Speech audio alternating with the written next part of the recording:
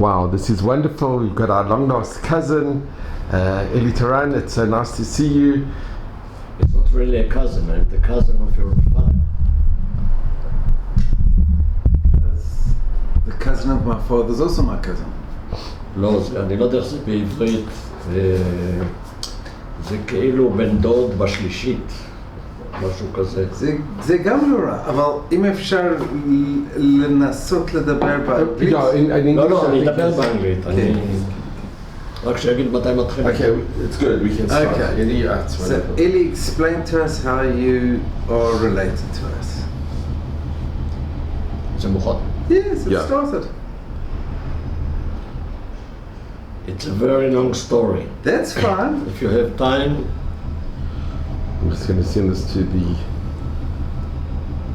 Leave it. Maybe I will start from the very beginning. Okay, here we go. I've sent it all off. But to answer your question is that your grandmother, My grandmother, yes. Rachel, Yes. she is the sister of my father. Wow. My grandfather in Ukraine, Nissan, Toran, has 6 children. Had 6 children. Okay. The first one was Rachel. She was the eldest. She is the first one, the oldest. Okay. When she was born, exactly I think 1991. 1891. No. 1901. 1901. 1901. Okay. Because the difference between the children is exactly 2 years. Okay. All the children. Same as us. And where was she born? In Cherkassa, in Ukraine. I will come to this. I only want to explain the second one was my father, Michael. The third one was Yitzhak, which was in Binyamin. The third one was Shmuel, then Moshe. They were in Russia. I will tell the story. And the last one was Sarah. My father, I am the only child. Yitzhak has 3 children, had 3 children. Both of them are, 2 of them are already died. Moshe and Shmuel, each one of them had a daughter, 1 daughter. Sarah had 1 son, which was, he lives in Ramat HaSharon, in Bat Yam. My father came to Israel in 1924, when your grandmother came to South Africa, because she came before. 1924. She came, I think, at 21. When was the ship With with the orphans? with Akbar about 24. 24. So about the same time. I think earlier, at least a year. Because when my father left Russia, she already had been in South Africa. So from Ukraine they went to Russia? My father. Yes, or your father was... It was former Soviet Union. Yeah. 24 was already the Soviet Union, correct. So my father came to Israel, at 25 came Yitzhak. Okay. 3 were lived abroad, former Soviet Union, and 3 left in Russia. But before I start the history of the family, I want to start how I find all this.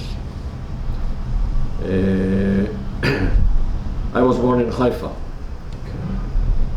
and I was born for a very Zionist family from the side of my mother.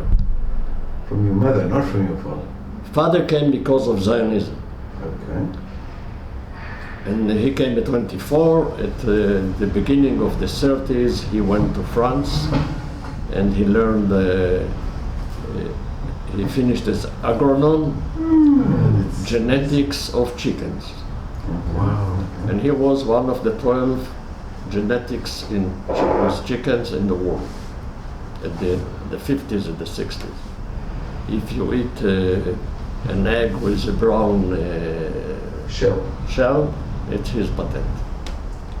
And the chicken which in 10 weeks from 0 to 2 kilograms, which you eat in every place, it's his patent. And but he was a Zionist, and all his life he works in Misrad HaChaklaut. Never mind, he was Musman. He was Invited by Oxford and this, and I asked him why you are not going to work as a private for a lot of money. Yes. And he said, I come to Israel to build Israel and not work for others.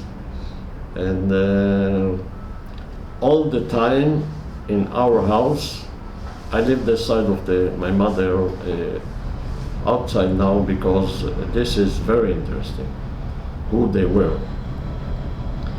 And my parents married in 42 in Haifa. I was born in 46.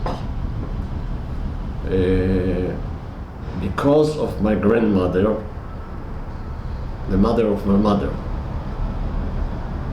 it was not allowed to speak any language in Israel except Hebrew. Because the best friend of the family, grandmother and grandfather, were Eliezer Ben Yehuda, President Weizmann the first, all the high society of the first, second, third Congress. I don't know if you know, but in the Zionism movement there were two branches. The branch of Herzl, which said go to Israel, and the branch of the author Ahad Ha'am, which said easy, first let them learn who they are and why they want to be Jews, and then they will come to Israel, to Palestine, prepare them.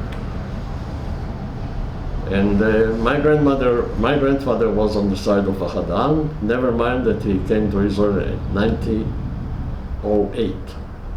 And he built the first Jewish house in Haifa, which in those times was an Arabic village.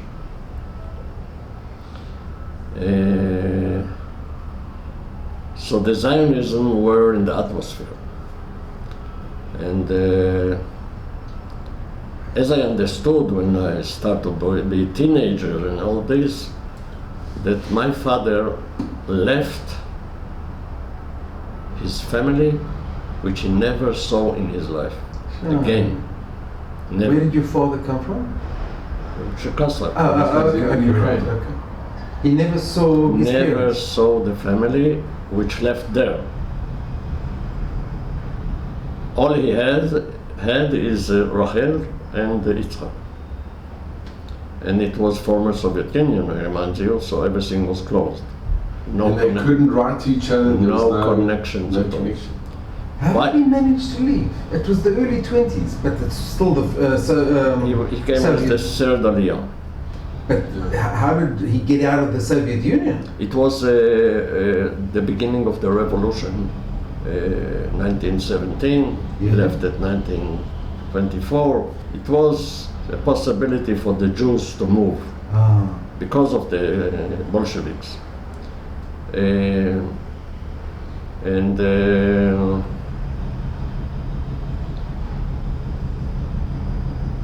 I don't know how he felt with it, because he never saw it. But in 1958, Khrushchev became a president of the former Soviet Union, and he started to a little bit open the window. And he invited engineers from all over the world to a congress in Moscow, 58. one of the engineers was ex-husband of my mother's sister. My mother has a sister, and her ex-husband was a very famous engineer, and he was invited to this congress. And my father told him, you know, you come to Moscow, look on the telephone books, phone books, לא היה יד הזכרון וזהב וכל זה, שמואל ניסנוביץ' טרן. Shmuel is his brother, Nisan is the father, and in Russia, when you say the name and the name of your father.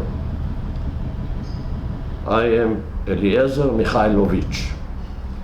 The end ich is Ben Shel, son of, okay. and it's all over the world. It's Christian Sen is the son of Christian. Thompson is the son of. Thomas. In Georgia, it's Shvili. Shvili is son of. Okay. So he went to Russia in '58, and after 12 days he came back, and he told an amazing story. He found the name,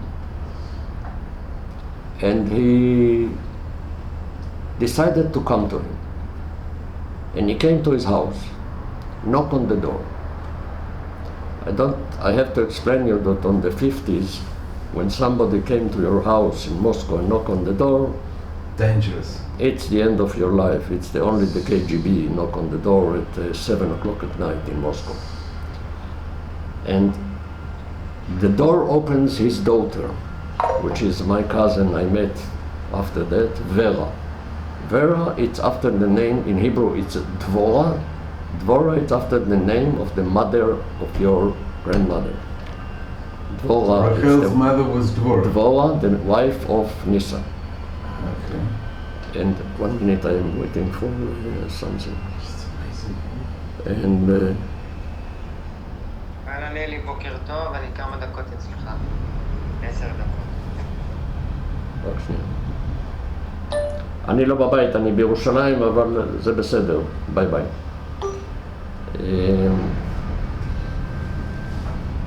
And she was 17 years old, and he opened the door. She opened the door, and with his stupidity question, he asked, "Is father home?" And she almost died, and she ran away crying.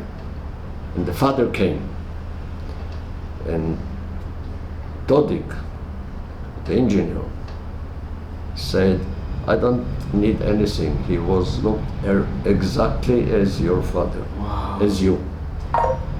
And he said, Shmuel, someone said, "I have no brothers in Israel," and closed the door. And my father was crazy from this. I think he got a very big shock. He didn't understand it. Only when I came to Russia at 19, I understood what's happened. Anyway, at 78, my father died. At 80, my father died. My mother died at 78. And me and my wife, we went to Haifa to clean the house and get everything out. And before we left, my wife is a Yemen. She's from Yemen. תימניה. איפה? תימניה. איפה? מה איפה? עדן? עדן. And יש לי משפחה, אחד מן החתנים שלי, הסבא בסבתא עדנים. אבל הם הגיעו ב-38 לארץ. אוקיי. הם בנו את נווה צדק. יפה. וואו. בכל אופן,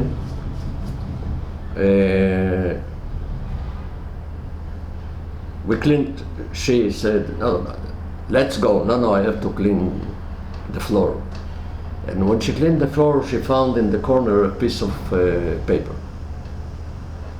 And she told me, "Look at it." I said, "Throw it. We don't need it." "Look at it." So I looked at it. And it was all the roots of our families Wow. Family tree. that my father wrote from Wow. our grandfather. I sent you the picture. I've seen to the I will show the picture.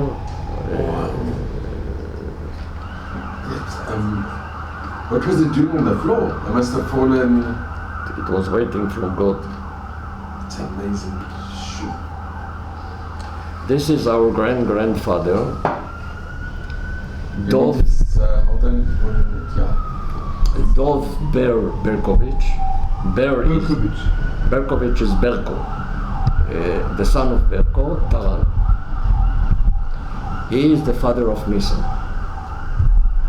He had 3 children. I will come to them later. And the roots start from this man. Because it was not interesting me at those times, so I put it somewhere. At 1990, start the big aliyah from former Soviet Union. Flood. And suddenly at the beginning of the 90s, I got a letter from some former Soviet Union with a mark written SSSR. The letter was written in Russian and a little bit in Yiddish. On those days I didn't know Russian, and what I read from the Yiddish, I couldn't understand what they want. Never mind, there were, I brought to our kibbutz 10 families in the program First House in Land, Beit Rishon B'Moledet. So I took the paper, the letter, and I came to them. And it was written, "My name is Sarah. I am the youngest sister of your father. And I immigrated to Israel at September, I don't remember, with my son, his wife, and our granddaughter. She was 2 years old. My son is Michael, my wife is Raya, and our Hebrew names, Jewish names. It's amazing. And the granddaughter is Dina. Okay, when you are coming, we are coming on this day and this day. It was still at the old airport in Gurion. Good. And with my connection I have, after that, why? I got the permission to go inside, to meet them at the passport control.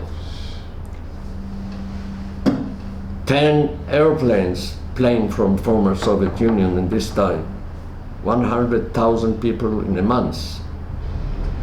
Let's found them in the,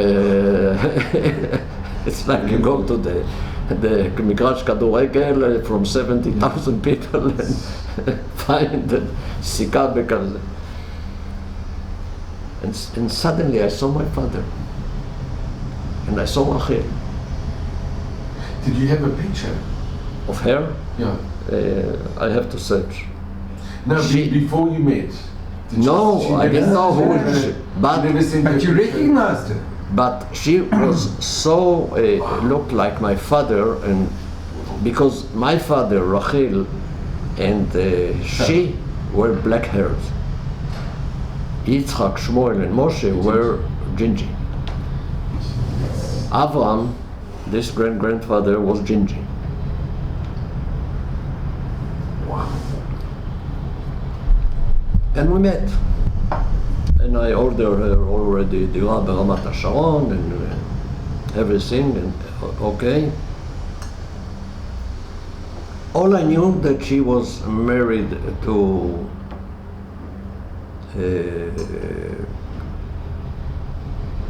Glassman.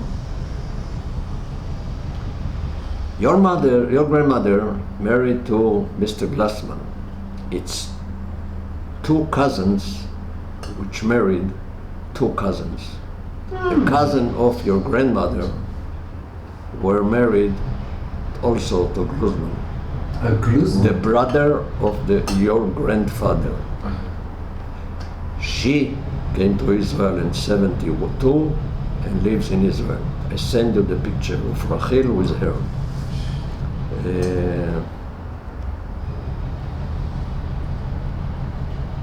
This one.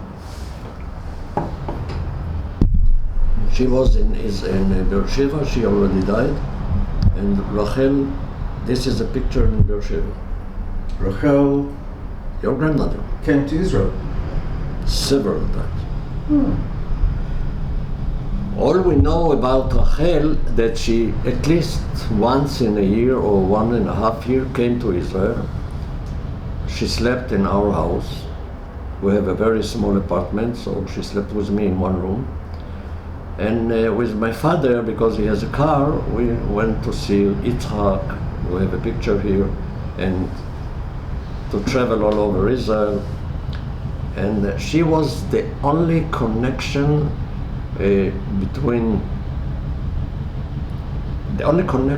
blood connection, because she didn't know anything about the family in Russia, and he didn't know anything about family. And even let's say that because they left so young, between them also the They connection. didn't even know each other. Yeah, even know each other. And so at the 90s, I met Sarah. Sarah, after 3-4 years, died in Israel and is buried in Ramat HaSharon. And she has a cousin, Michael, and his wife, Dina. I'm not in a very good connection with him, not because something wrong, because he is a super tipus. I don't know how you say tipus in Israel, in English. He's an interesting individual. Yeah, very interesting. He came, it's a gossip, yeah? He came from Russia, I met him in the airport. He is opening his mouth, he never shut it down. And he came in the airport. He didn't get anything yet, nothing. He showed me paper. In the paper was written all that he has to get from Israel. And Israel have to give it to him. Example, the next day I went with him to the bank in Ramat HaSharon to open for him and for the Sarah. And we see it and we open and everything, and at the end the woman in the bank said, "We have a present for you." What is the present? A pen, a pencil, a pinkas, Drake. Okay, said Misha, Yalla, we are going. No, why you are not going? Because she has to give me another present for Sarah. It's another pen and another pencil. Okay. Yeah? This was the man, and it's getting worse every day. So I decided to hold down, to make a breaks. Maybe you spoke in Yiddish, or? No, but I understand Yiddish. But how did you communicate? With them? Yeah. Russian I didn't know, so I communicate a little bit English, but they hardly know English. But in the time they start to know Hebrew, and they learn very good Hebrew, and very quick. Michael and his wife. Anyway, I was a teacher in the school in the kibbutz many years, biology and chemistry, and at the 90s it was, I saw in the newspaper that Misrad HaChutz is searching for teachers who can teach Hebrew in former Soviet Union. In the former. In 90, still Gorbachev was the president. So I decided that I will go. I felt that something start to burn in my soul. And I went to the seminar, and they told me, "But you don't know Russia." I told them, "You send me to learn to teach Hebrew, not to teach Russian. So Hebrew I know how to teach, and second I will tell you, if you want it or not, I will go. It's your problem, it's not mine." And they decided to send me to a seminar of summer camp. It was a seminar which we have to prepare 100 מדריכים, how it מניחים, yeah. מדריכים from former Soviet Union to work in summer camp, Jewish Israeli summer camp. So we went to Moscow in 90, and it was June. We went 10 people from Israel.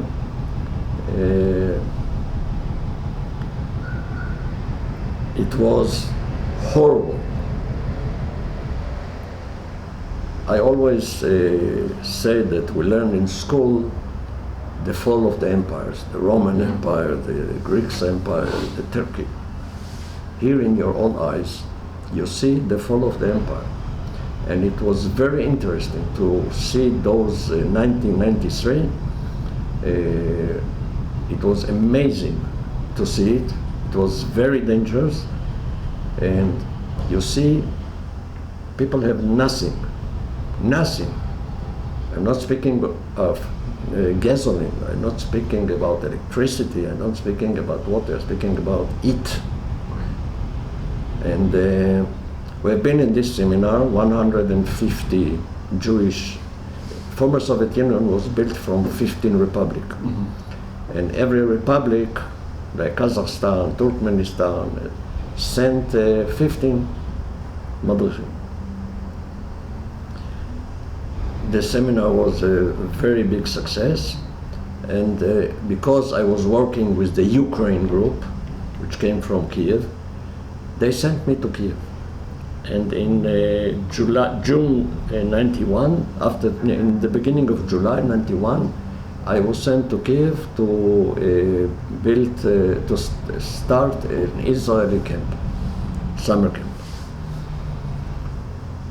And still Gorbachev was the president, I'm telling you.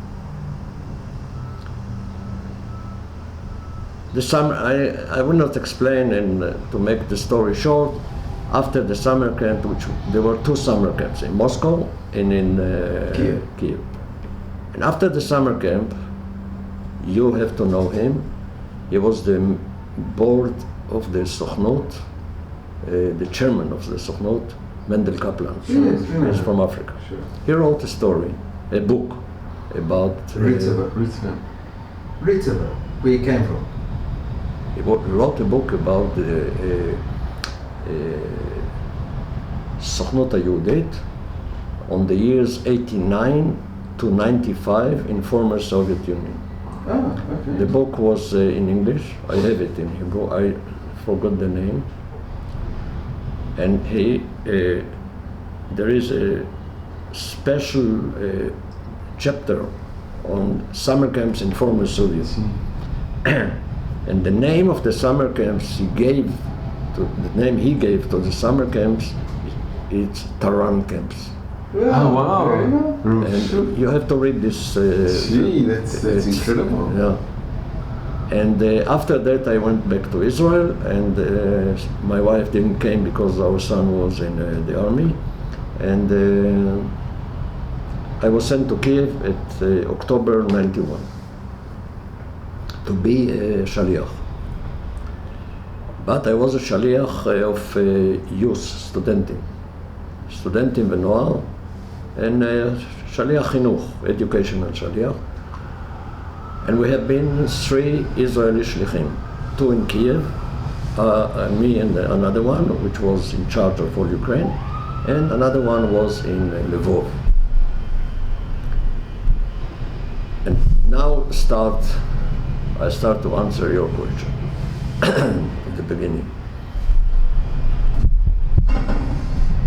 I was working all over Ukraine.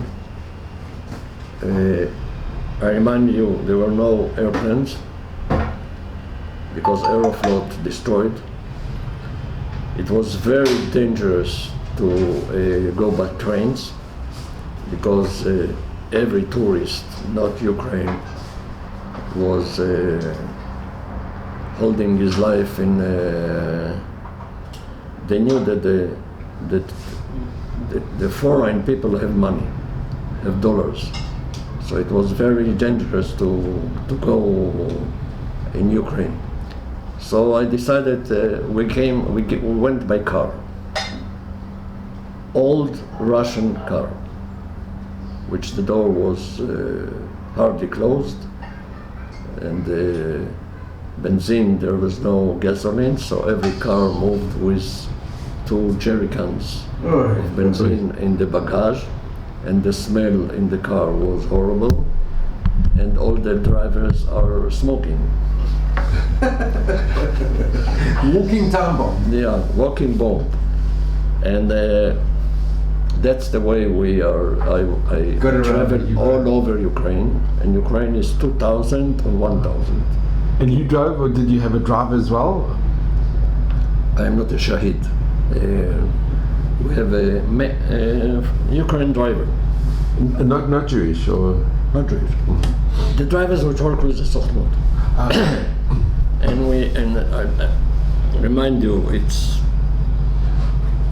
winter and the temperature are very low, and it's snow, and I have a driver which his car, Lada, Russian Zhiguli, was built from 11 sorts of ladders, because It was an the doors. amalgamation.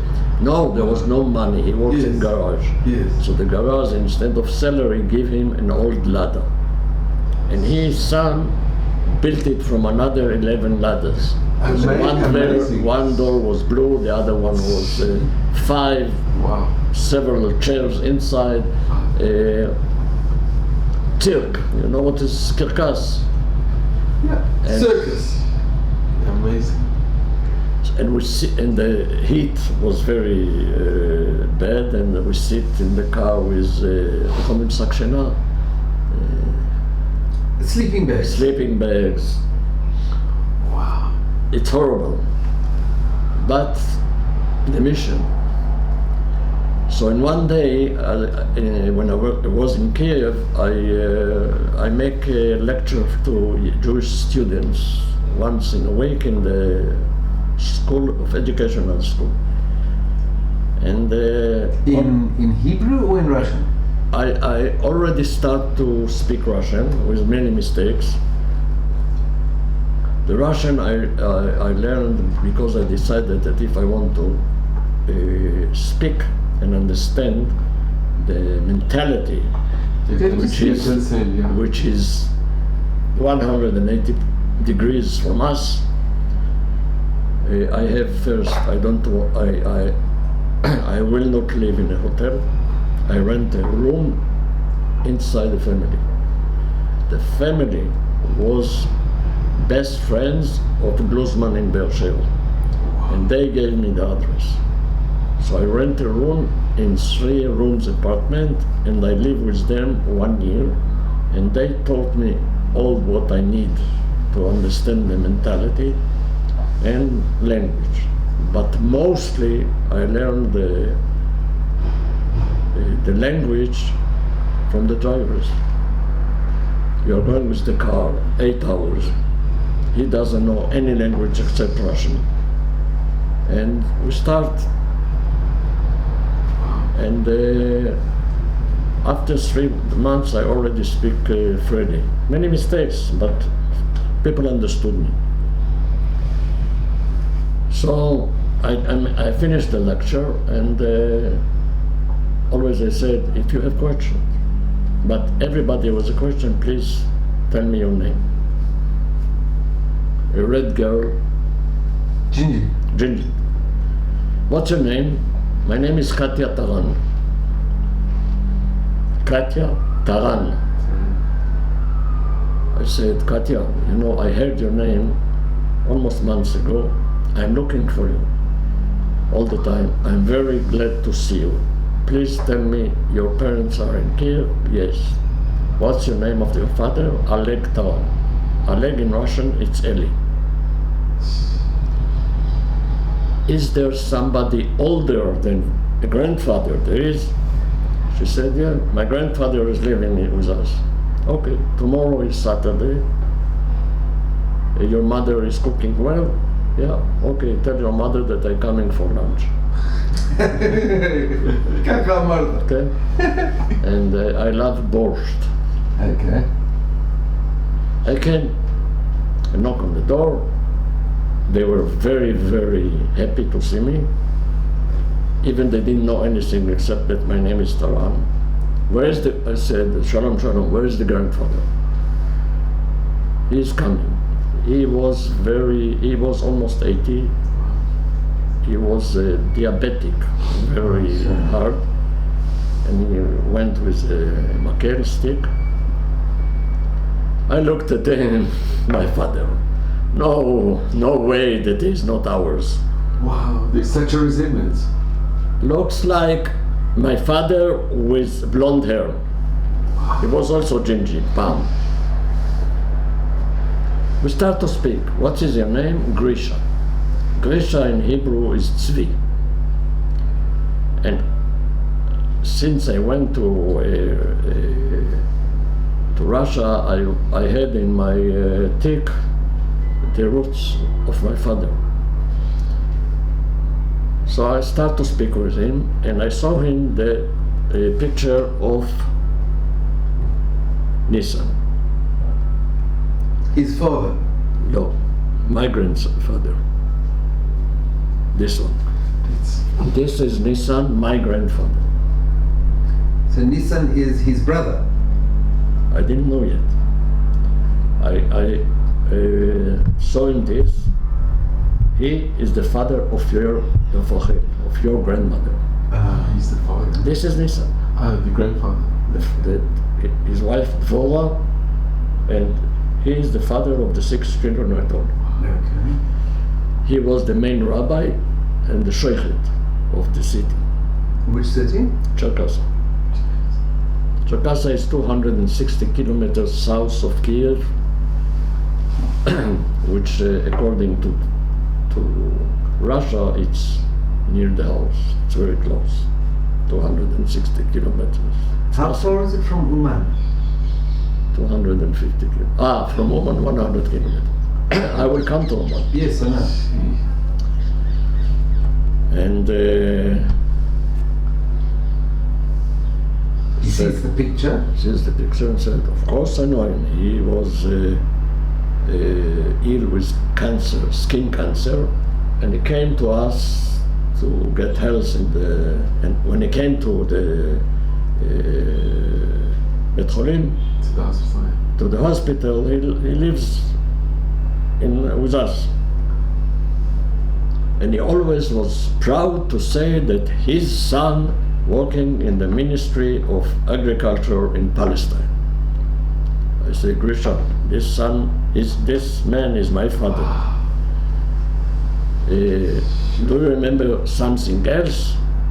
He said, all the old people, they have a short memory, very bad, but they have a long memory. Excellent. So he started to speak that I was in the Second World War, I conquered Berlin, I have this. I said, Grisha, stop. Berlin is not interesting me. Please tell me about the roots of the family, how they came to Cherkassa. And he said, they came from Kherson. Kherson. Kherson is a city down near to the Black Sea, 160 kilometers, 180 kilometers from Odessa, to the south, Yes. on the border with Russia, which is now Russia, Yes. after they conquered Ukraine.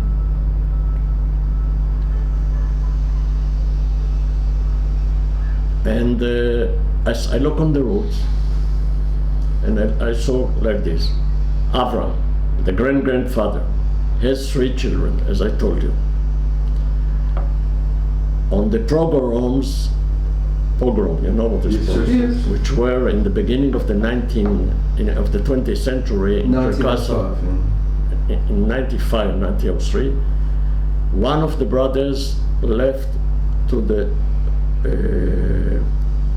United States. If you remember, if you know, there was a family in the United States. He have only daughters, so there is no Toran, It was a minute, I will remember, which his granddaughter also visited Israel.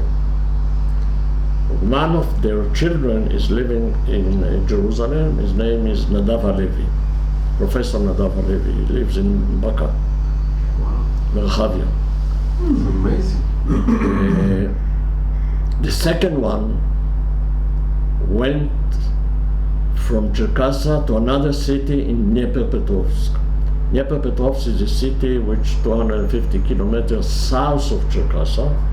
Now it's called Dnieper. And we lost him. The third one is Nissan. What does it mean we lost him? Nobody knows what's happening. The third one is Nissan. And Nissan is our grandfather. He left, he stays in Cherkassa. Grisha is the cousin of my father, from this brother which went to Dnepropetrovsk. You understood? United States, Dnieper, Cherkassa. Grisha and my father were cousins. But my father never met him, he never met him. I left him $300 for diabetes medicine. In those days, It's a lot of money. in those days, I could buy Russia and Ukraine together. And at the end, he told me, "I want to show you something. Explain me what is this." And you have another time? Sure. Well, do you know, I'll still be videos. I will make it short now. No, And, you don't need to do and it's fine, it's good. he go up and he came back with איך אומרים? כתיפה? שקית מכתיפה, about the velvet. I don't know, but Velvet.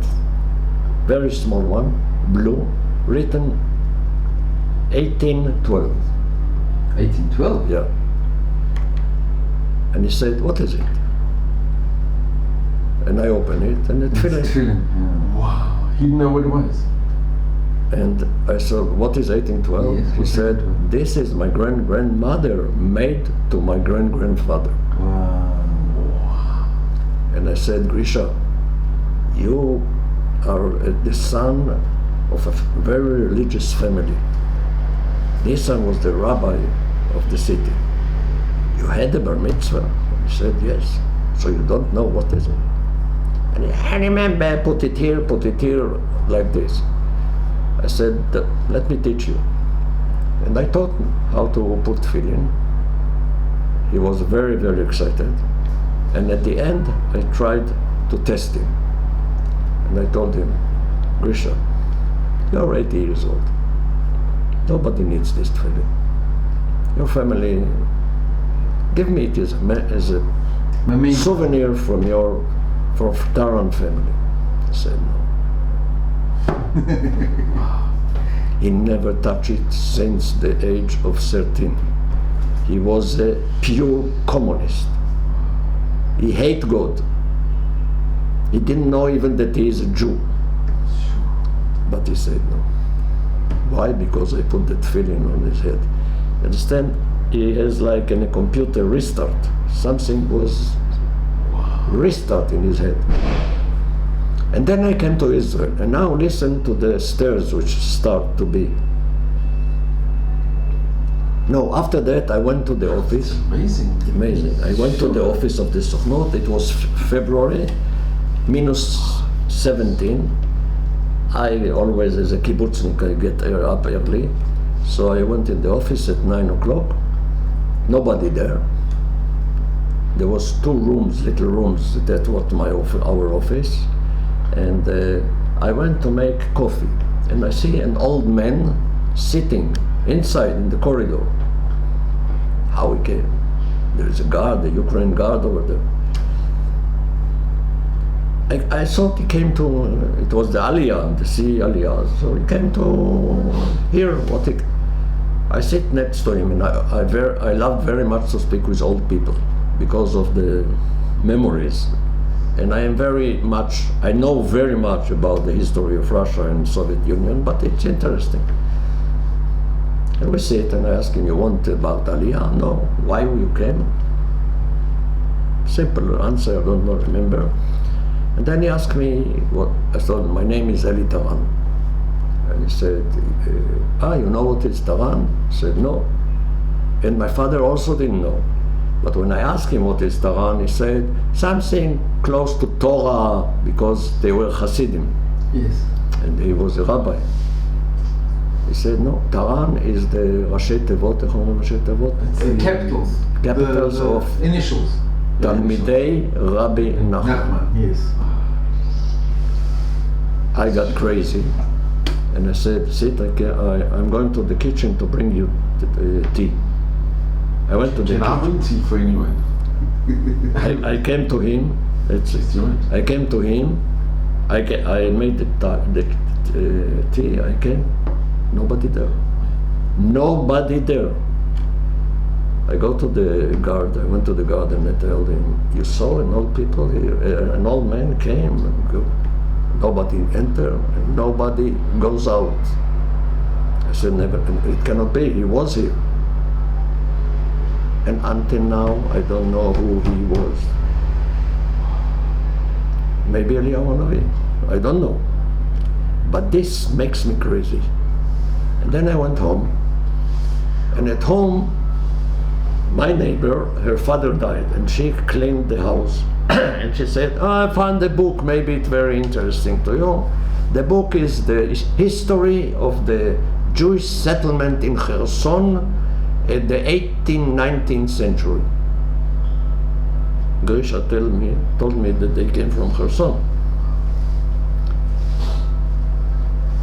Gave me the book. And I wrote the book. I read the book, and it was written that on the time of the Katerina the Great, her lover, which was a very big general, they both decided to build a Jewish settlement, like Stalin wants to do in Birobidzhan, in Kherson, and to send there 30,000 Jews to make moshavim, agricultural settlements. But Kherson is a city which sits on The river. not the river, Bitsa. Floss, what's the name? No, water on the ground. Marshes. Marshes. Yeah, a lot of this. כמו כולה. Okay, בדיוק. And it didn't succeed. So after many years, at the beginning of the 19th century, they decided to send them. But there was a law there that the Jews cannot live in the big cities. So they went all over Ukraine, and from Kherson they came to Cherkassa. Why they didn't came to Uman? Why they called themselves Toran? Because they were the pupils, maybe relatives of Rabbi Nachman Meuman. Rabbi Nachman Meuman, the Hasids, until now, as the Lubavitcher, they have not any inheritor. Correct. Yeah, that's right. So they were crazy about his death, and they started to call themselves Toran, Talmidei Rabbi Nachman. So they came to Cherkassa, those, my family, our family. Why didn't come to Uman? He was buried in Uman, because Uman was one of the cities they couldn't come. קראו לזה תחום המושב. So it's closed all this. After that, I decided to go to Cherkassa to see in my own eyes. And I came to Cherkassa in May, which is a beautiful season, and met me an old man which knew our grandfather, Nissan. During the Second World War, while the Nazis start to conquer Ukraine, Nissan took his whole family and they ran away to the Russian Urals mountains. And they lived there until the end of the war. Shmuel and Moshe left there in Russia. And he came with Sarah back to Cherkassa. But the Ukraine people already took the house. So he lived in another big house, and this old man which I met was his neighbor. And he told me, what do you want to see? I told him I want to see the graveyard where my Nissan is buried, and the house of my father, where he was born. No problem. The graveyard is like center of Jerusalem. Where is the Kikar Paris? This is the graveyard in Cherkassa. Very much נקרא נדל"ן יקר. There is a law in the former Soviet Union that after 30 years of the last man who was buried, they can destroy and build houses.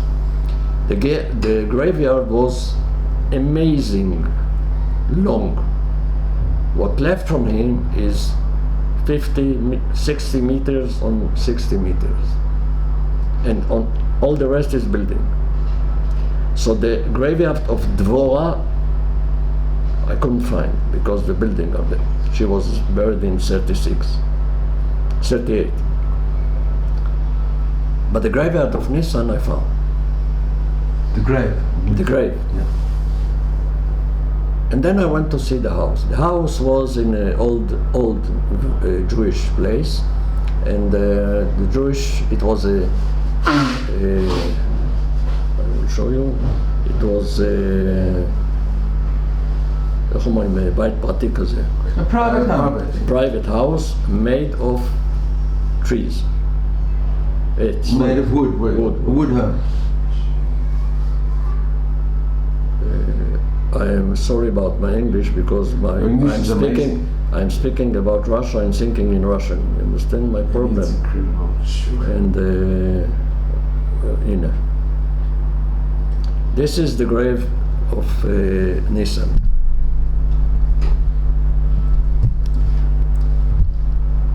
It's written in Russian. Nissan Berkovich Toran.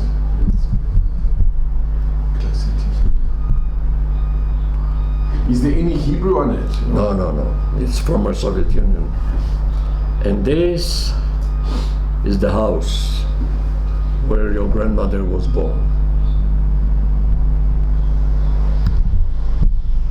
It's like a wooden house, you know. And it's still, I mean, it's... No. When you were there... I will come to this. And I knock on the door, on the shah, on the gate. I didn't know, at that time I didn't know Russian good, and especially not Ukraine. And in Ukraine, all the people who lived in the villages are speaking only Ukraine. But I have my madrichim, one of them knew Hebrew better than I know now. And the woman came out and she said, who are you? And I explained her that I'm a tourist from Israel and I came to see the house where my father was born, and I have no demands for this house. She was in shock. 91, 92, tourist from Israel. She doesn't know where Israel is on the map. And but she said, okay, you can come, but my husband is sleeping inside. She said, your husband is sleeping, wake him up. A tourist from Israel came and he is sleeping. Okay. She went in the house, wake him up, goes out, a man drunk like hell, with תחתונים, איך אומרים? Under goes like this, fell on the outside ספסל, on the bench. on the bench and slept. And she said, come, I show you the house. I told her, you don't have to show me anything, I know the house, because my father told me at the end of his life, he start to remember. Only sit next to your husband that he will not fall to the ground. And I went to the house. And as I wrote, I went to the kitchen where Dvorah cooked. I went to the saloon where Nissan teach them Torah. And then I came to the room which my father lived, jumped from the window out as he told me. I climbed on the apple tree as he told me that he'd do, and ran to the Dnieper river, which is 200 meters from the house. And then was the first time in my life that I cried. And why? Because all my life I felt that I don't understand, I have nothing common with my parents. I don't understand them. Why they behave like this? Why they're this? What happened? We have no common language. I'm an Israeli. I was born in Israel. I was educated in Israeli. And something wrong there. And there I understood. My father and my mother, and I understood your grandmother also. She was a hard lady. Iron lady, let's say. She never smiled. I don't remember her smile. She was always very, it was a מאולץ, חיוך מאולץ, מה שנקרא, לא חיוך מהלב, חיוך כזה. And they left Ukraine with no roots. They left the roots in Ukraine. And when a tree is growing up without roots, at the end it fails. And that's what happened with the Soviet ideological and the Zionism, because it's the same. If I take the tree of the communism system, you have two branches. One, the communists, Lenin, Stalin, Trotsky, Chmotski, all of them were Jews, except Stalin. Even Lenin, his grandmother was blank. If Lenin was lived now, he came to Israel as a Ole Chadash because of his grandmother. So I said, all the stupid Jews left there and built the communism. The more clever Jews left to Israel and built the kibbutzim. In 1910 was built the first kibbutz. Ghana. And then the Moshavim, never mind, Dayan. The first, it's the same tree. And what Stalin said, what the Zionism said, there is no God. There is only Zionism, the new man. What Stalin said, there is no God. I am the God. What the Zionism said, there is no other language except Hebrew. No other culture except Zionism. And what Stalin said, there is no other culture, no other language except Russian. Zionism said, we built a new man, his name will be Zionist. What Stalin said, we built a new man, his name will be Soviet. And this fell after 70 years, and this fell after 70 years. Because if you have no roots, you have no future. If you have no past, you have no future. And that was the first time that I understood that we have to contact relationship between us and our children, that they will know everything what we have done. And my father and my mother never told me what they have done. It was the age of the Holocaust. The people who came from the Holocaust to Israel never spoke. And our never spoke. The same. A little bit here, a little bit there, but the reality and how it's influenced on their life and this mental life, I understood there. And since there I worked 30 years in the former Soviet Union. All the time when I speak with the people who are coming to Israel, or I was the manager of Naale program. You know Naale? Yeah, that's in I was the manager of it, one of the founder of this. I always said, mothers would ask me, what to send with the children to Israel? I said, don't send pillows, and don't send sandals, and don't send pictures, and the history of your family. It's unbelievable. Because this is very, very important. A little by little I found all the family, and in 93, 92 I was sent to Moscow to be the main shaliach of all former Soviet Union in students programs. And then I met the daughter of Shmuel. And she was very cold. At the beginning she said, She was the one who opened the door. Yeah. 17. I didn't say anything.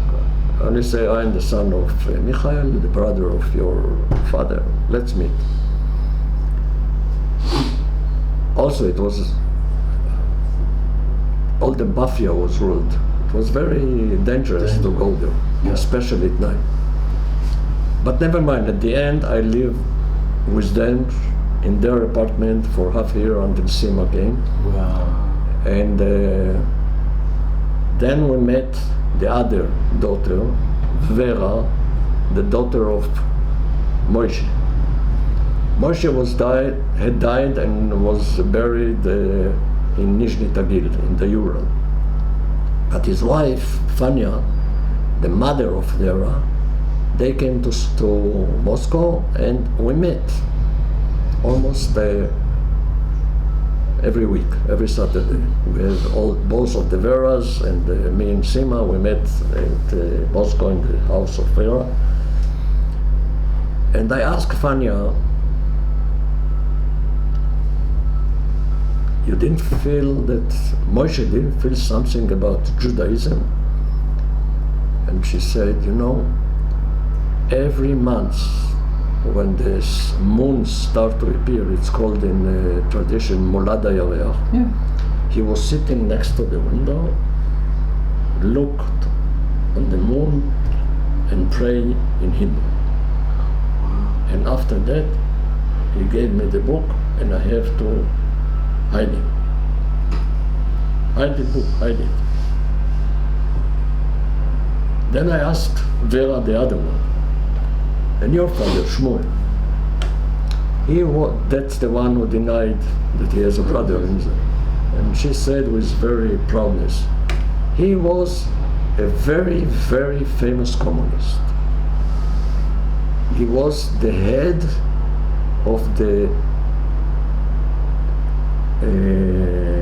railway company of Moscow.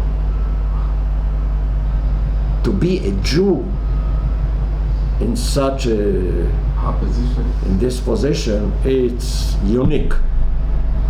He was so famous that he had a special wagon in the train, and like this had only Lenin and Stalin. And that's why they always get the best apartment and everything. And in Russia, it's like in Israel was the Histadrut, yes? And like kibbutz. She was born in the hospital of the railway station. She was educated in the kindergarten, the school and high school and university of the railway station, without money, like kibbutz.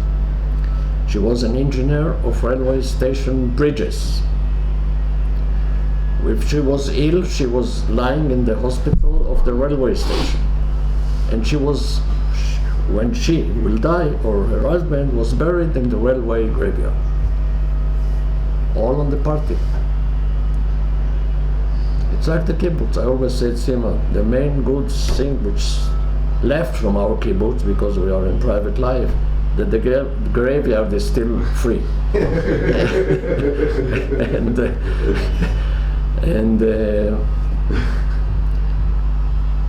she hardly believed it was a nuts, yeah. You have to break. And at the end, when I left, she got present every holiday from the synagogue. Matzah for Pesach, it was, please, you cannot. She went to Israel, I took her to Israel, she was on my oldest daughter marriage, Chatuna. On the way. She couldn't understand. How can, in Russia, when there is a wedding, there are maybe 30 people, which they are coming to the mayor, make this, and then they go to a restaurant. And there were 350 people, crazy, dancing, yeah. this and this. I felt she looks like she is visiting the zoo. She was very aristocratic. Her son met me in 91, red hair. And he showed me Russia, and after that he left to Australia, and he lived in Australia, works in the railway station. In Australia? Yeah, in Australia. He's still there. Still there. And when I start to find the family, to look after all the family. So in half a year ago, I got an email from a mister from the United States, from New Jersey. I didn't know his name, his family, but he said that he is Toran. And from this tree which my father made, he is Toran of this who went to United States. So is our cousin also. And suddenly I remember I went with my wife to Wolfson, to Dr. Keret. And I remember that once upon a time, Ami told me that not Ami, his son David, told me that you are existed. Because in the house of Ami, it was forbidden to speak about your father. Why? I don't know. But all the time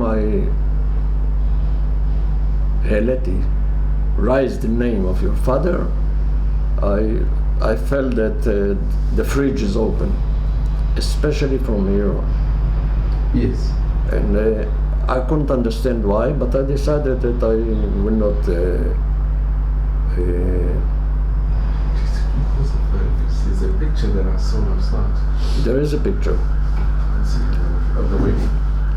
And then I remember that there are two sons of warriors which are living in Jerusalem, and they had a clinic. He told me in Wolfson. Maybe at the beginning you worked there. 12 years ago then. Yeah, so I went to the Google and I asked for you. And I saw that you are not far away, Al Kharizi, you have a clinic. And I phoned Les. In the Google it's written Eliezer Yaakov. And why you are Eliezer, I don't know. But it's after laser, it's after, yeah, it's a dog, my grandmother's husband's. It's also, yeah. my mother's Kevin. Yeah. My mother's name. so it's from the side of your mother, not the side of your father. Or from my mother's side. But it could have been from both as well. When Ami came here in '72, we lived in another kibbutz in the north, Sasa. And he came with his family and the three little children. and he opened here in Ramat, Kiryat Anavim or Ma'ale HaChamisha. It was a factory of toffee, and he opened the Chappies factory. That was a chewing gum. Yeah, chewing gum. But it doesn't work, and then he started to work in Teva. Near the Tachana Merkazit, there is Teva. And she works in Hadassah Hospital. She was an מרדימה, כן. היא הייתה המרדימה שלי בניתוח.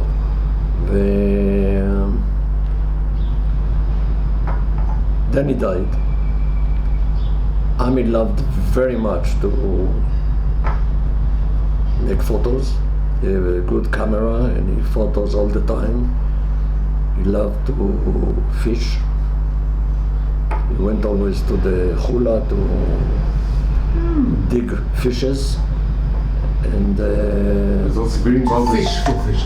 fish for He was fishes. also very involved with stamps. He was a very big philatelist. So here's the wedding of my mother and my father. I'll just put it on the thing. And here in the wedding, it's amazing because here's Abi and his mother and Rachel at the wedding of my parents. I'll send it to you. I saw that last night. Something happened after the wedding. And I asked my mom. This is your father, Boris. And there's Yeah. Abi and there's Rachel as well. There's my grandmother on the other side.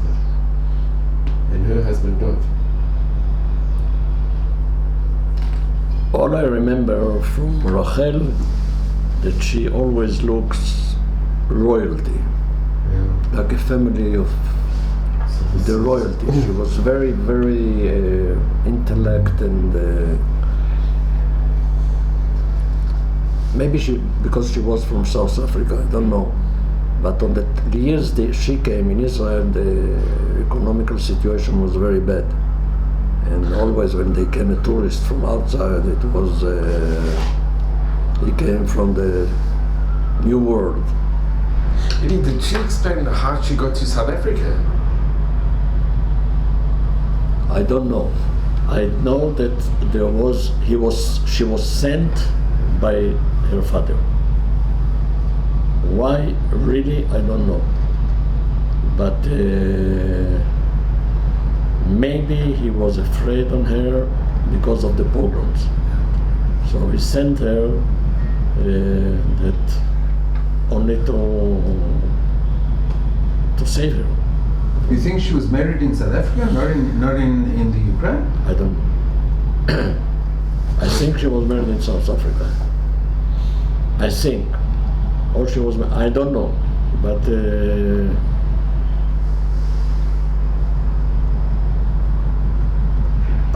the history of the family, I was never told, except what my father told me is always the history of himself. Yitzhak is from Benjamin. He has a son which died, he has a daughter which died, and another daughter lives in Los Angeles. He was the founder of Benjamin. He came at Of children in Paris Khana. He came at 25. My father came at 24. He also was sent by Nissan because he was in love with the daughter of the priest of Cherkas. Wow. Wow. Do you saw the film Kanal Lagak? Yes, of course. Fiddler of the Roof. Yes. You see. You remember the picture when Tuvia is going on the river Yes. and his youngest daughter came with Yeah. Vanya. Yeah. Yes. And they are meeting on the bridge, and the daughter said, please meet Vanya. And Vanya gives his head, and Tuvia doesn't answer, and he starts to sing the song Kaddish. Tradition. Yes. On this situation I made in Russia a lot of פעילויות, because it's פער בין תרבותי, יש פה המון דברים. My son is married to a Danish girl, which he met in the kibbutz. She was a volunteer on the beginning of the 90s. He was serving in a very, very, very dangerous commando. And that's why my wife didn't came until he was at 1993, when he finished the army. We were in Russia, he came with her. She is from Denmark, but she is from the north of Denmark. Her father has a farm, so they are very close. He is kibbutznik, he has a farm of cows, and she is a farmer lady, not a Copenhagen lady. And when they came to us in Moscow, and he said, I'm going with her to her father for several months or several years to see if we can live together. Okay. I took them home and I told them, I told her, I want you to see the film, The Fiddler of the Roof. And I put the fiddler, it was video.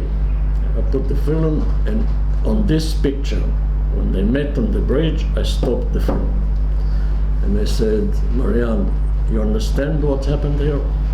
And she said, yes. I said, look, I don't care if you will become a Jew or not. She is a Protestant. But if you want to live in Israel, and you want to feel an Israeli, and if you want that your children will be Israelis, you have to convert. Think about it. Don't do Orthodox. I will send you to New York. There is a reforming rabbi I know. He will convert you very quickly. She said, I have to think about it. And I have to get the permission of the Protestant rabbi in the village. The priest. The priest. Yeah. Because they have a church. And in the church, all the village on Sunday is there. Until now. And her parents are very religious. And Protestant is much worse than the Catholic. Yes.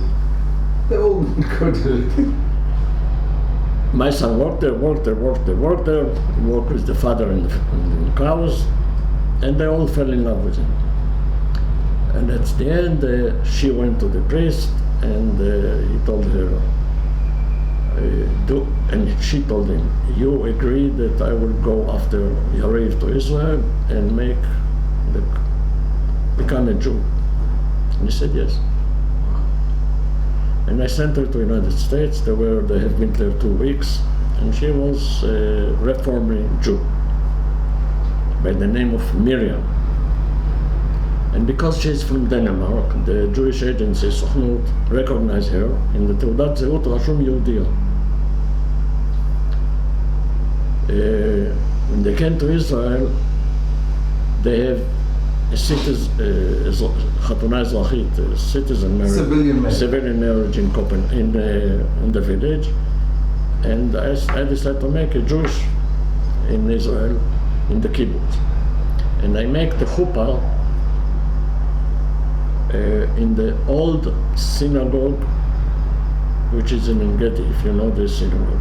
It's 2,000 years old synagogue which they found. And the floor is covered with mosaic. Yes. On this mosaic, I make a reformic wedding. The rabbi, main chief rabbi of Jerusalem, is my friend. He came and make the. Who hold the 4 sticks? All the family from Copenhagen came, from Denmark came. Who is the rabbi? With the priest. Wow, with the priest. With the priest. And one of the sticks hold the priest. The second one was a representative of my family. The third one was my best friend. And the fourth one was a Bedouin sheikh, which is also was my friend, and I gave him the honor to hold it. And the priest was crazy after that. And the children written as Jews. They make brit, because one was born in Israel, in Jerusalem, and the other one was born in Denmark, but they came here to make brit. And he is now a professor in the University of Aalborg in innovations in economy, in the new economy. And our oldest daughter lives in Gedi. She has 2 children. One is 24, and the daughter is 22. She works in the Militian Sailor in Jerusalem, in Har Chotzvim. Our second daughter lives in Har Adar. She has 4 children. One finished the army, 2 are in the army, and the third one is 15 years old girl. And here in Denmark have 2 blondes, I call them Vikings, children. One is 18, one is 16, and they are not going through this door. One is 190, another one is 170, and now I read the book. I finished to write the book. Are you on the history? I'm finishing now. It's already 2 years I'm working on this. It's not the history. It's a book which I don't write a book about Eli Toran. It's not. I get up in the morning. I clean my tools, and I this and this. It's more a philosophical. I want to show through my life a philosophical question which, from the 30 years that I'm working there, on what's happened to me, on those stations in my life. The question is our life depends on what we are doing, or our life is already decided and we cannot do anything about it. And I came to a conclusion on me that our life is already decided and there is nothing you can do. And I called the book, the name of the book, Everything Comes on His Time. When you are ready, it will come. And I will show you the stairs. It's in English or it's in Hebrew? Hebrew. Maybe we should do it in English as well, idiots, to translate it. I know. I want to show you something. Another word is like, in a way, bashit. It's all bashit. It's all meant to be in the right time. Everything. It's not by chance. I'm start the book with the story of the old men. Huh? With the story of the old men, which tells me. And then I go coming back and show in the book that I couldn't move to another meeting, another plan, another stairs without this one before. And it all starts with the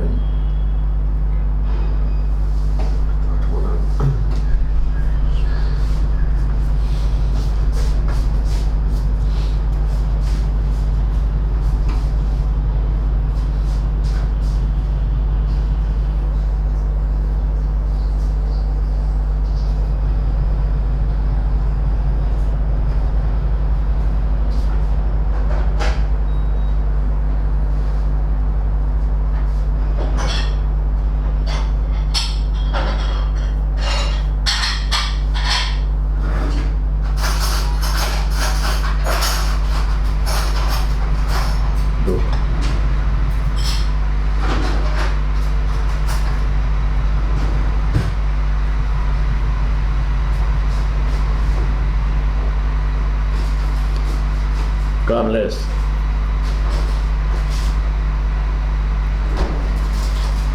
Please, I am full. Look. You can photo it, but I will explain it. Okay. What is the...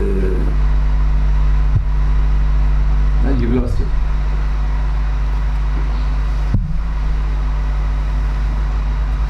progression? There's, each step goes one at a So time. I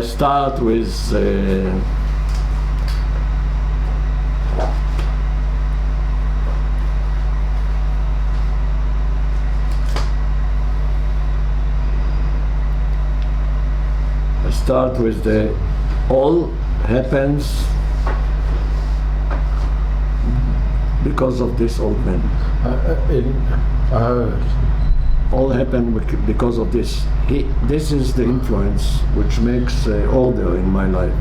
So I start with how I built my family, and then why I came to the Shlichut, then the Ukraine connection, then the memories from my house, father and mother, and then the Shlichut in Ukraine and Moscow, and the end is Nali.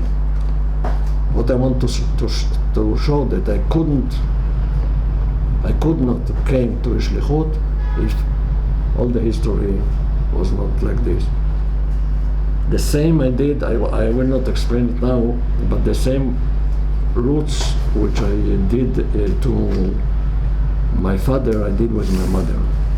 And I found all the roots of my mother since 1872. Shortly, they came from Belarus in 1872. They moved as a Zionist family already, as a Zionist family, not religious. They moved to Baku, to Azerbaijan. And from 1873, why they moved? Because the Jews are already moved to places there is money. And where in Belarus? In which town? No, in Belarus. They were in Belarus. Where? Near Mogilev, I don't remember. But they went, my grandfather, which is named Eliezer, his wife, and oldest son, which is Shmuel, my grandfather. And they went to Baku because they found neft in Baku. And until 1922, they were maybe the richest Jewish family in former empire of the Tsar. They were so rich that you cannot understand.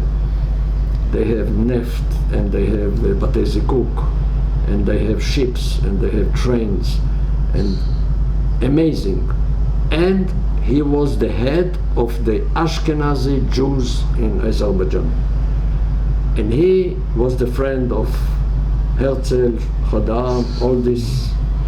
And at 1908, my grandfather took his wife, which is my grandmother, and they went to Palestine. On the way, my mother was born in München, because they like this. And in Palestine, he built the first Jewish house in Rehov Arlozov In Haifa, which is now the house of the Chevra Kadisha. And he built also, because he was an engineer of water pumps, and he was an architect also, he built the factory for water pumps, which after that became Bet Haroshet Shemen in Haifa. He was the architect, one of the architects of the old Technion in Haifa and Bet Sefer Areali in Haifa. We were there 2 months ago. Yeah. At 1914, it was still the Ottoman Empire. At 1914 started this First World War, and the Turkish, the Ottomans, They expelled all those who had a Russian Tsar citizenship. And he was sent back to Baku. Our family as well. But Our in, grandma- but in 1912, already my aunt, the sister of my mother, was born in Haifa. She was 2 years old when they left back to Baku. So they hold there because of the war, and then in 17, it's the Russian Revolution, the Bolshevik Revolution. And in 22, the Bolsheviks conquered Baku and took everything from the family.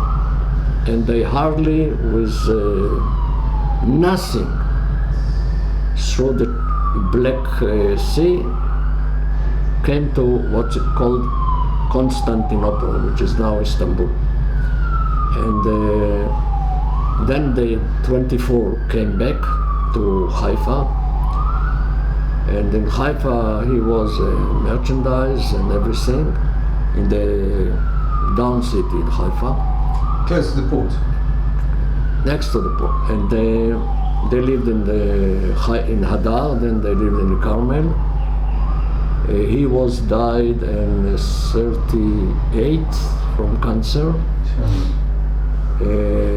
My mother was the last 2 years of a Reali, and then she was a teacher in the Reali because she was because they were rich when they lived in Baku. She and her sister were sent to Germany in Zurich to educate. And my mother knew French, English, Russian, Hebrew, Yiddish. And she taught in Reali, she taught French. And it was crazy when they met two people, my father and my mother. How they met, I don't know. But my mother was already 34. My father was already 40. Shidduch, I think, I don't know how. He came from Luna, from the moon, and she came from Mars. He came as a Zionist, poor Zionist, alone without a family. She came from an aristocratic family, which until the end of her life she couldn't להתרגל. She got used to the change. Not only the change, the life. I never saw my mother even at home with trousers. חצאי תמיד הם... That's good. Yeah. Once in a week she went to the barber. Wow. 2 weeks, every 2 times a week she went to a film. She read a lot. Every new medicine which was in the, what's the journal was his name? There was a journal that she read orthodoxly. Every new medicine she bought and she tried, and that's why she got an Alzheimer. From all the medicines. From all the bullshit. And she had a child before me, which was abortion, and she has a child after me. When I was 7 years old, I have a brother, his name was Nissan, and he died after 3 days. And I think from there, she got a shock, and then it started, the Alzheimer. But it was young, she was young. I was born when she was 37. And my father was 43. And so she was 42 when she lost Nissan. And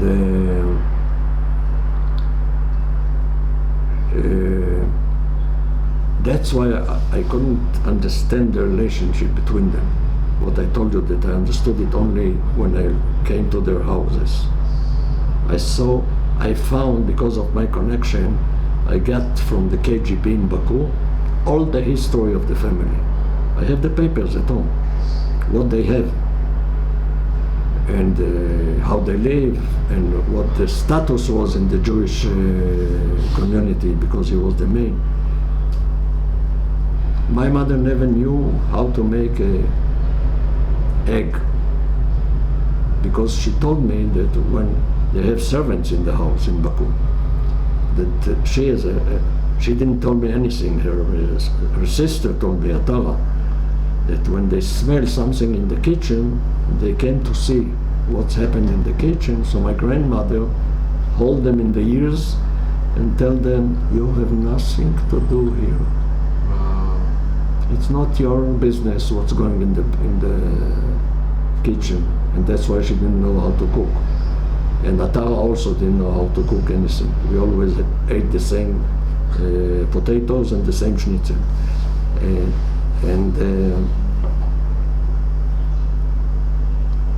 My father earned, on those days, it was a very good salary.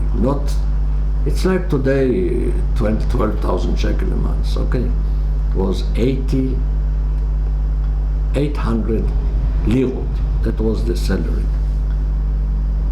But we couldn't live on this. Because my mother, she lives on credit. Very high Credit. She goes there, she goes there. And father, at the end of the month, came to pay all the credit. And it was a very big tension in the house because of this. But it's very hard to understand it if you don't go back and start to understand. And the first thing I came after Cherkassa, when I was in the house, I went straight to the graveyard in Haifa and I begged. I asked from my mother and my father, forgiveness. Not because I was a bad, because I saw that, because all of what I did for them, because I didn't understand them. I didn't like school.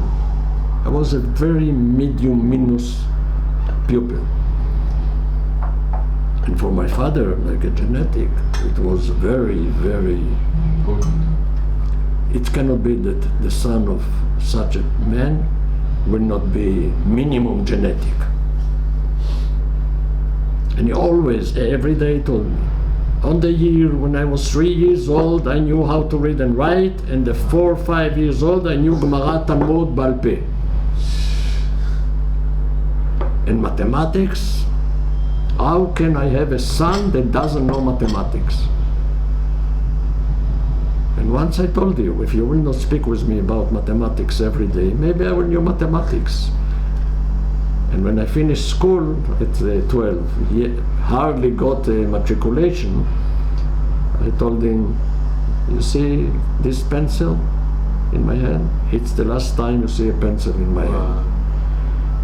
And I went to the kibbutz.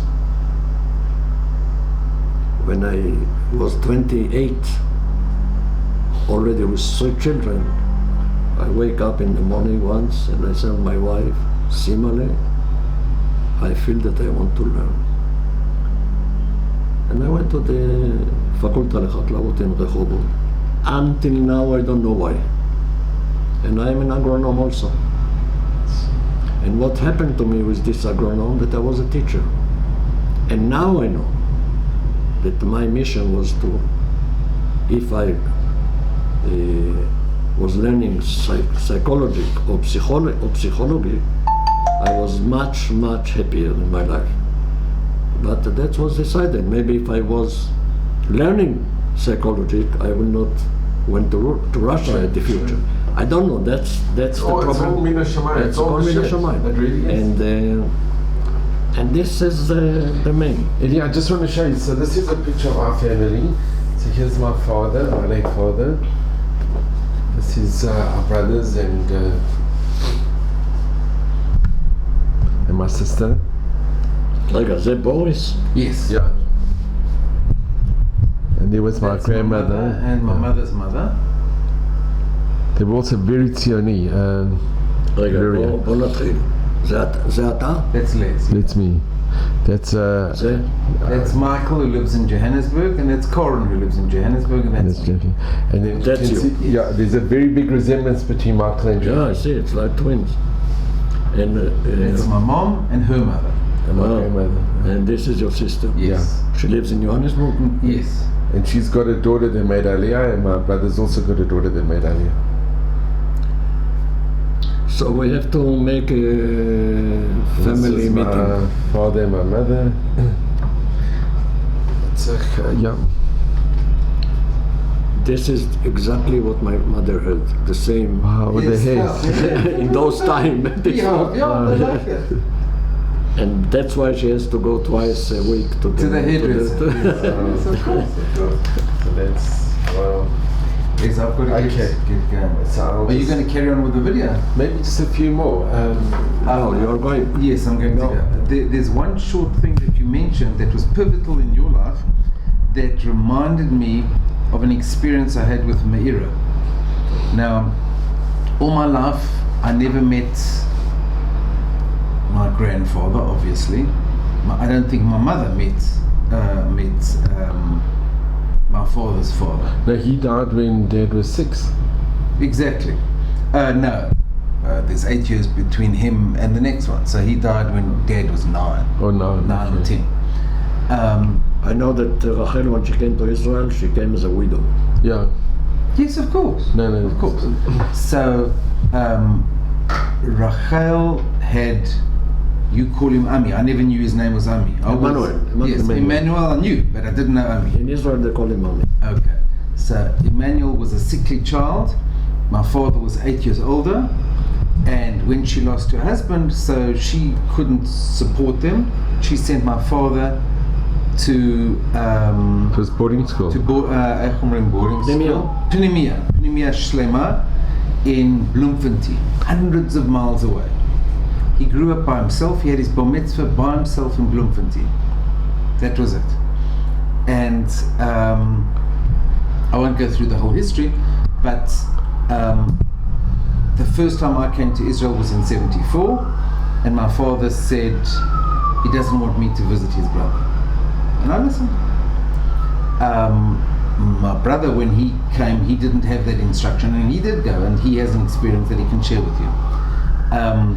I never met Rachel in my life. I heard. You also? You know, I used to go to the old age home, but we never knew they never spoke about her. So most probably I did see her because we used to go with the school. So the first time I met anybody in the family was in the month of the Shiva after, was Nifta. Somebody mentioned that he knew that side and he was Nifta, so Les and I went to exactly Yeah. Beit HaKerem, and as you say, she was very negative and carried a lot of baggage and blamed us for things that we had never met before. But there's a story that you mentioned when you went out the window and went down into the river.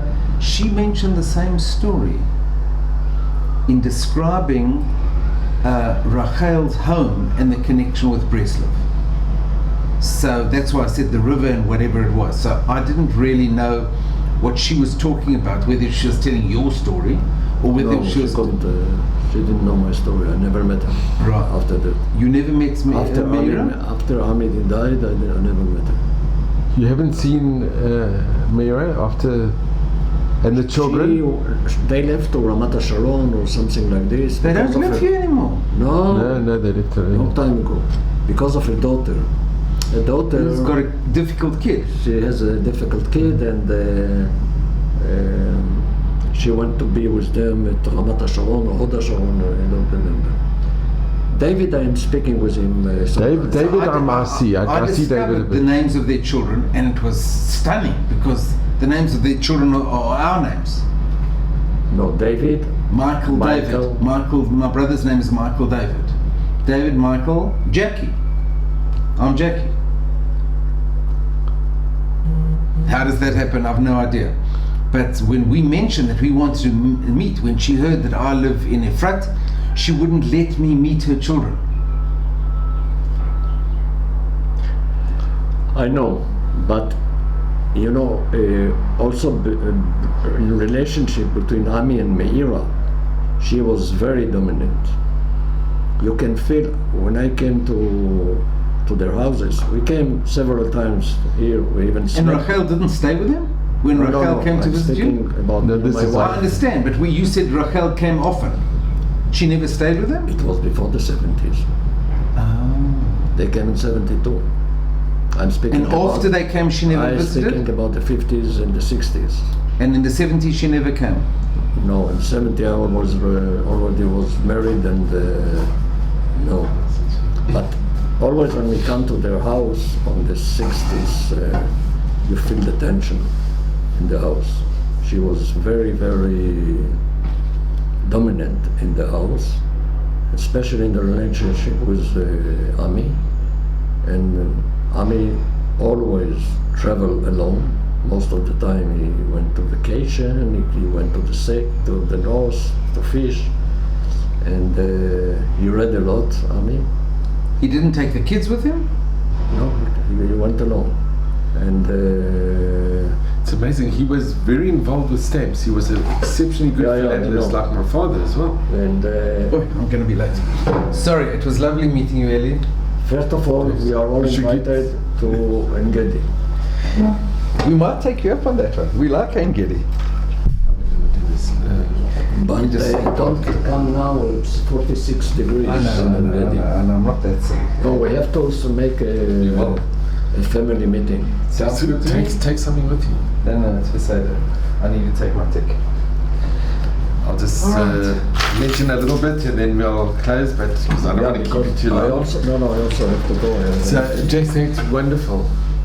But we went, Jackie and I, we did meet with. You live in a flat Yeah. now? Yeah.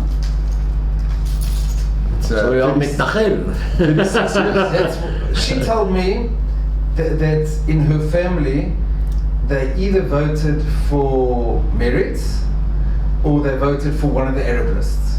That was Meretz. Meretz. Yeah. Because she is always against something. Yeah. So I'll tell you, did they ever mention that I came to see them? It was in '82. I came in '82. I'll never forget It was forbidden to speak about your father. So I'll tell you what happened. I went to see, and it was difficult when I phoned, and I was with my grandmother. My grandmother in the picture was an amazing woman, and it was interesting because I was 22 or something like that, 21, and they were in Beit HaKerem. I didn't know Yerushalayim that well, and I managed to get buses, and I went to see them. And it was interesting because the father was a little bit hesitant to see me, Emmanuel. I collect stamps as well. I'm very involved in stamps. And I asked him, can I get your book? And I was going to London as well. So he said, there's a place in London you can get it. And I did buy it. I bought it in London. He was a brilliant philatelist. Brilliant philatelist. Very good researcher. And Meira, I spoke with her, but I got on very well with the children. With David and with the daughter and the son. Tanya, we got on actually very nicely, extremely nicely. David especially. David, I have a good connection with. He's now does. I saw him in Tel Aviv, and he's doing with Judaica, and we just get on very well. And with the father, I showed him a picture of our family. And I could see he was a specialist photographer because he said that the quality wasn't so brilliant. But it was nice that he saw the picture. What I'm just very upset about is that I wish I would have seen the grandmother. You know, it's a chaval. But when I came back, I told my father that I actually went without his permission, really. I just thought, I have nothing against my cousins, so let me see them. And my father was happy that I did go. But I knew it would have been too painful if I went to see the grandmother. So I don't understand why father was sent to Epimia. So this was a difficulty. My father, unfortunately, I think Ami was not so well, and there was a favorite. He was in the school in Joburg, and my father was in Bloemfontein. Bloemfontein, it became his life. My father would wear his school uniform, the jacket with the old grey. When I finished school, I would never see that jacket again. It was thrown away. I would never in my life put it on again. But my father, wherever he went, But what happened was Emmanuel? What, he was sick or something? I think so. And so he stayed in Joburg, and he went to school in Joburg. And my father was in boarding school. So boarding school was a very big part of his life. And I mean, he would walk. He was very involved in the stamps. He was a judge, and he was involved with the philatelic. And he'd go to the meetings always with his jacket with the school. I mean, it was like unbelievable. We couldn't understand it. It was something so foreign because none of us would do that, you know. And he kept his tie, which I have now from the school. I would never keep my tie from school. You know, it was something, to close the book, finished, end of the story. I was happy at school, but I wouldn't wear my school tie, never in a million years. My father was very happy to wear his school tie. That was a lot of his family. And he never spoke about his mother, unfortunately. It is a big, and the pictures, they never showed us the pictures of the wedding. And then what was really, really sad is that when my father, what happened is that my parents actually, they weren't so happily married, and we as kids told him that they should separate. And then my father met somebody who I'm very close with, his second wife. And then when his mother passed away, he said he feels he must go to the funeral, and he says he doesn't want to go alone. Can we go with? So I went with my wife, and I don't know if my sister went, but I went with my wife. It was very difficult to go to the funeral because I didn't know her when she was alive. And it was very uneasy, you know, seeing my father at the funeral of his mother that he didn't really know that well. It was tragic. It was a tragedy, and it's a chaval that should never ever be. From that, I just felt in my life there will never be machloket. I don't believe in machloket. I don't ever want to have it. It's such a chaval. It's such a pity. I don't know what's happened there in the family, especially why Meira is involved in this. Meira actually was very, you know, I had not a bad connection with her. We very Tzioni, our family. I will remember that when I went there was a play, a very anti-Tahal play against the army. And Meira, because I read in the Jerusalem Post, I always read Jerusalem Post, and I saw that she told me that she had gone to see the play and it was wonderful. I said, but I was shocked. I said, but it's against the army, how can it be wonderful? So for me, I never met anybody who was left. I didn't even know about left or right. You just Tzioni. There was in South Africa, all my friends were just Tzioni. No one was left. We didn't even know what it meant. So coming to Israel was the first encounter I ever had with somebody who was like left. I didn't know that such a thing existed.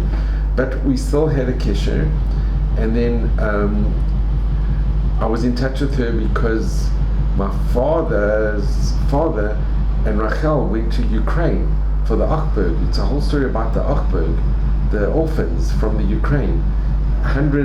There was nearly 300 orphans from Ukraine were sent to South Africa, and he was involved. My father, we always knew about my grandfather that he was a very special person, and that he went to the Ukraine to help with the orphans. So I spoke to Meira, I phoned her, I said, they're doing research on the Achberg, and I know that our grandfather was involved. Do you have any information? And then she wrote me long emails, and we spoke with each other. So we still have a bit of a connection. And when I see David, I'm in touch with him a little bit, and we do have a connection. So, which is good. I'm very happy about that.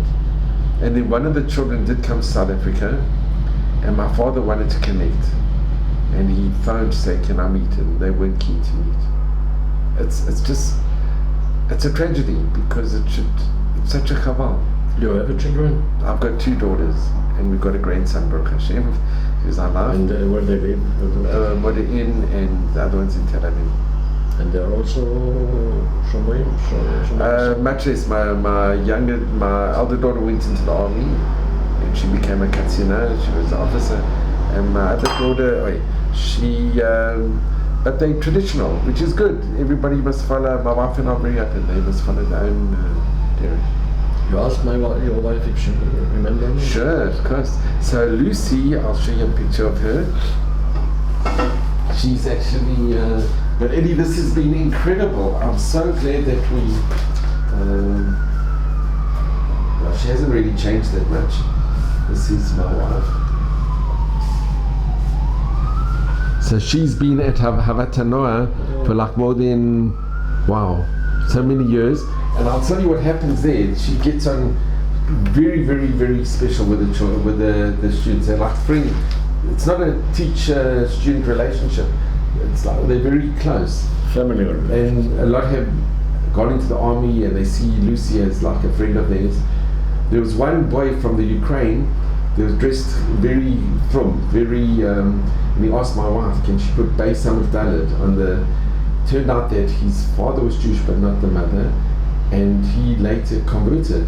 He said, I'm going to be leaving because he was part of Chabad, but he was at Havatana, and all the other children, they really respected him. He dressed like a lady and him a guide, and it's a very unique, because everybody gets on very, very well. And you see they have tremendous commitment. They go into the army. It's phenomenal. Nale is unbelievable. Eli, thank you so much. Can I use your bass?